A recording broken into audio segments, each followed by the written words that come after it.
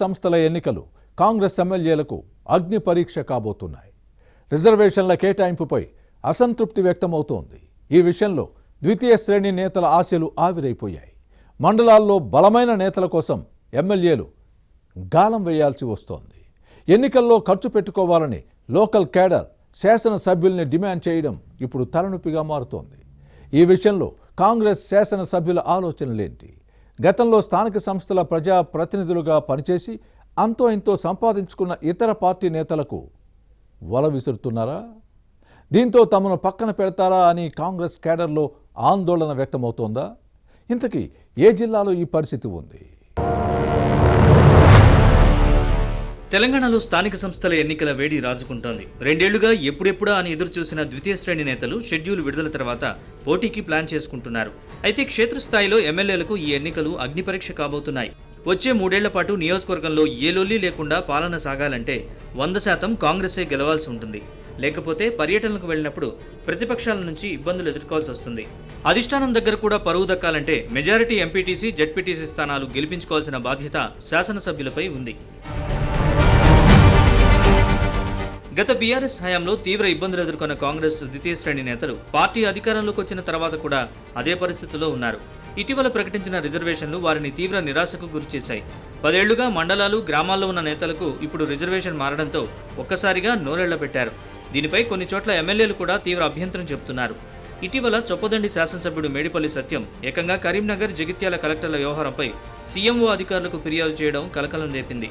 రిజర్వేషన్ల ప్రక్రియ పారదర్శకంగా జరగలేదని అధికార పార్టీ ఎమ్మెల్యేనే లేఖ రాయడం చర్చకు దారితీసింది.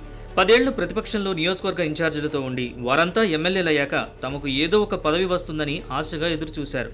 అయితే రిజర్వేషన్ అనుకూలించకపోవడంతో ఏం చేయాలో తెలియక లోకల్ లీడర్లు ఆందోళన చెందుతున్నారు.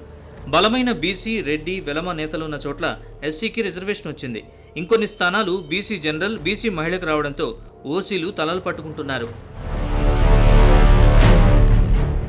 జగిత్యాల జిల్లాలో 10 ఏళ్ల బీఆర్ఎస్ పాలనలో వెలమ సామాజిక వర్గం నుంచి బలమైన నేతలు హవా కొనసాగించారు.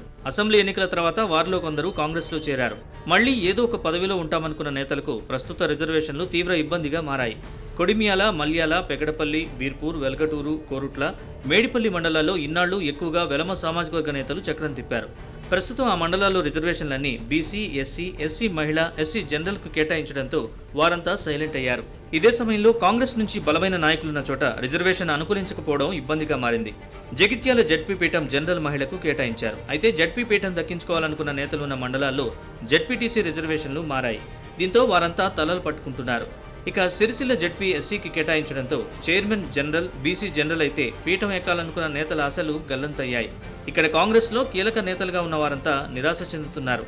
మండలం అనుకూలంగా వస్తే జిల్లా జెడ్పీ అలా రాలేదు. ఇలా గందరగోళం నడుమ కాంగ్రెస్ క్యాడర్ తీవ్ర నిరాశ చెందుతున్నారు. 2 ఏళ్లుగా కాంగ్రెస్ క్యాడర్కు నచ్చజెబుతూ వస్తున్న ఎమ్మెల్యేలకు ఇప్పుడు స్థానిక సంస్థల షెడ్యూల్ విడుదలైన తర్వాత తలనొప్పి తెచ్చిపెట్టింది. కొత్త రిజర్వేషన్లతో బలమైన నేతల కోసం వెతకాల్సిన పరిస్థితి నెలకొంది. అదే సమయంలో ఎన్నికల ఖర్చు కూడా ఎమ్మెల్యేలే పెట్టాలని కొందరు ద్వితీయ శ్రేణి నేతలు అంటున్నారు.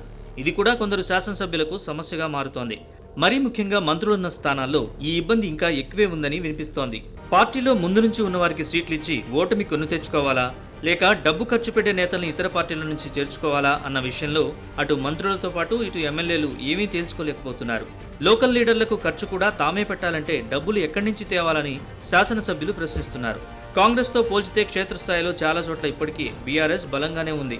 కారు పార్టీలో డబ్బున్న ద్వితీయ శ్రేణి నేతల్ని తట్టుకుని నిలబడడం అటు కాంగ్రెస్ అభ్యర్థులకు, ఇటు ఎమ్మెల్యేలకు కష్టంగానే ఉంటుంది. ఇప్పటికే ప్రతి నియోజకవర్గం ఇంకో స్థానంతో పోటీ పడుతోంది. ఒక నియోజకవర్గంలో ఎక్కువ ఎంపీటీసీలు, జెడ్పీటీసీలు గెలిచి తమ స్థానంలో తక్కువ గెలిస్తే ఇబ్బంది అవుతుందన్న ఆందోళన ఎమ్మెల్యేల్లో ఉంది.